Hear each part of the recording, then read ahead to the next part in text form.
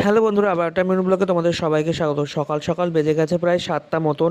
আমি দেখো এখানে মাস্ক পরে জামা প্যান্ট পরে বেরিয়ে পড়েছি, কারণ আজকে ছিল আমার পড়া আর আজকে ছিল সোমবার।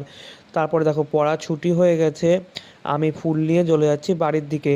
আর এই যে রাস্তা দিয়ে যাচ্ছি, চারিদিকে এত সবজি বসেছে, দেখে তো আমি মনে হচ্ছে যেন সবজির খেতে এসে পড়েছি বন্ধুরা, এত টাটকা টাটকা সবজি। আর এখানে দেখো প্রচুর ফুলও বিক্রি হচ্ছিল, ফুলগুলো কিন্তু প্রচুর দাম বলছিল, এর জন্যে আমি নিইনি। আমাদের হাটেতে কিন্তু অনেক কম দামে পাওয়া যায়, আমাকে অনেকবার বলছিল নাও নাও, কিন্তু আমি নিইনি, প্রচুর দাম বলছিল। আর আজকে সোমবার, এত ঠান্ডা হাওয়া দিচ্ছিল, আর সকালবেলা প্রচুর কুয়াশা ছিল। তারপরে চলে এসেছি বাড়িতে এসে আমার প্রচণ্ড খিদে পেয়ে গেছিলো।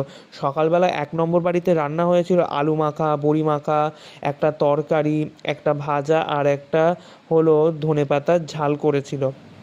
তারপরে দেখো তারপরে ঘরে গিয়ে দেখি এই ঘড়িটা খারাপ, মানে ব্যাটারিটা খারাপ হয়ে গেছে। তারপর ব্যাটারিটা এক্সচেঞ্জ করে দিলাম।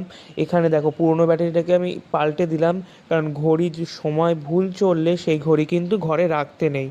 তারপরে স্নান করা হয়ে গেছে, আর আজকে যেহেতু সোমবার, আর মহাদেবের জন্য পড়তে থেকে বাড়ি আসার সময় ফুল, বেলপাতা, তারপরে নীলকণ্ঠ ফুল সমস্ত কিছু নিয়ে এসেছি।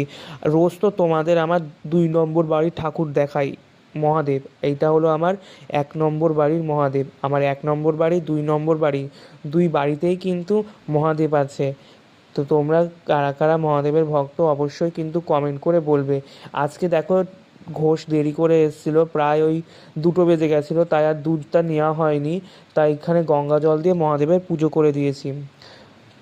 দেখো তারপর এখানে ভালোভাবে কিন্তু গঙ্গা জল ঢেলে ঢেলে পুজো করে দিয়েছি। তারপরে দেখো চলে এসেছি বাড়িতে, 2 নম্বর বাড়িতে চলে এসেছি। মা ফোন করে বললো যে আজকে একটা স্পেশাল জিনিস রান্না করেছে। তাই দেখো চলে আসলাম 2 নম্বর বাড়ি। এসে চলে এসেছি ছাদে, কারণ ঘড়ির কাঁটায় বেজে গেছে প্রায় 3টে মতন। তারপরে দেখো রোদ বেরিয়েছে, তাই একটু রোদ পোহাতে চলে আসলাম। আমার মা আজকে একটা ইউনিক রান্না করেছে, সেটা হলো এই যে চিকেনের সাথে পুঁই শাকের ডাঁটা। বলতে বলতে আমার জিভে জল চলে আসলো বন্ধুরা, এত সুন্দর খেতে হয়েছে কি বলবো। তোমরাও বাড়িতে ট্রাই করে খেয়ে দেখবে, অবশ্যই ভালো লাগবে। তো এখন হয়ে গেছে বিকাল, আমি চলে এসেছি আকন্দ গাছের সামনে, আমার 1 নম্বর বাড়ির আকন্দ গাছের সামনে।